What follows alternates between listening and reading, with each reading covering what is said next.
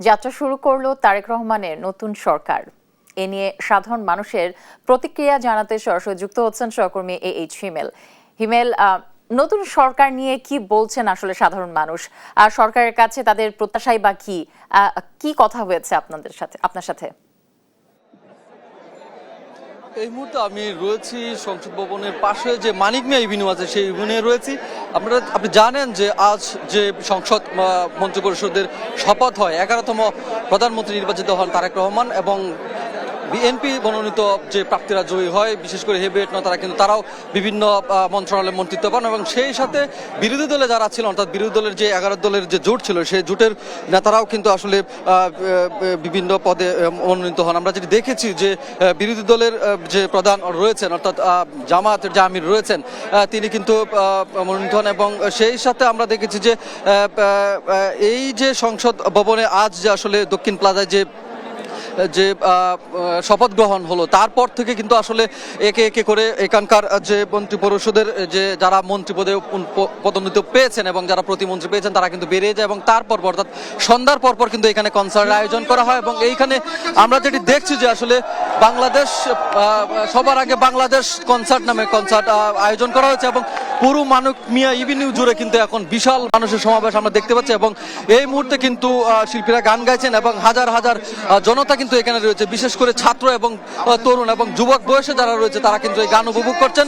সেই দৃশ্যটি কিন্তু এই মুহূর্তে আমরা দেখতে পাচ্ছি এবং সন্ধ্যা থেকেই কিন্তু এই কনসার্ট চলমান রয়েছে। দেখতে পাচ্ছেন এই মুহূর্তে কিন্তু যে দর্শকরা রয়েছেন তারা কিন্তু বেশ উচ্ছ্বাস প্রকাশ করছেন এবং আমরা এই কনসার্টে এসে আমরা যে মন্ত্রিসভার অর্থাৎ মন্ত্রীদের যে শপথ গ্রহণ হয়েছে সেই বিষয়েও কিন্তু কথা বলেছি। তারা যেটি বলছেন যে এই বাংলাদেশে এতদিন পর অর্থাৎ 5ই আগস্টের পর 1.5 বছর পর যে নির্বাচন হয়েছে, নির্বাচনের মধ্য দিয়ে নতুন বাংলাদেশে উত্থান হয়েছে এবং নতুন বাংলাদেশে নতুন কিছু হবে এমনটাই প্রত্যাশা করেন এবং তারা যেটি বলছেন এই যে সংসদ ভবনের সামনে যে এই কনসার্টের আয়োজন করা হয়েছে সেটিও আজ নতুন বাংলাদেশের বার্তা দিচ্ছে এবং এখানে কিন্তু বাংলাদেশের যে শিল্পীরা রয়েছেন তারা কিন্তু গান গাইছেন এবং এইখানকার যে অডিয়েন্স রয়েছে, যে এখানকার শ্রোতা যারা রয়েছে তারা কিন্তু উচ্ছ্বাস প্রকাশ করছেন এবং তারা যেটি বলছেন যে আগামী বাংলাদেশ একটি নতুন বাংলাদেশ দেখবে এবং তারা বলছেন এই যে এই নির্বাচনের মধ্য দিয়ে কিন্তু এই প্রথম বাংলাদেশে কিন্তু সর্বাধিক তরুণ কিন্তু বাংলাদেশের যে সংসদ অনুষ্ঠিত হতে যাচ্ছে, যে সংসদ রয়েছে সেই সংসদে কিন্তু তরুণরা প্রতিনিধিত্ব করবেন এবং তরুণদের মধ্যেও কিন্তু বেশ কয়েকজন কিন্তু মন্ত্রিত্ব এবং প্রতিমন্ত্রীর পদে উপনীত হয়েছেন। তারা যেটি বলছেন যে এই কনসার্টের মধ্য দিয়ে বাংলাদেশের যেহেতু এই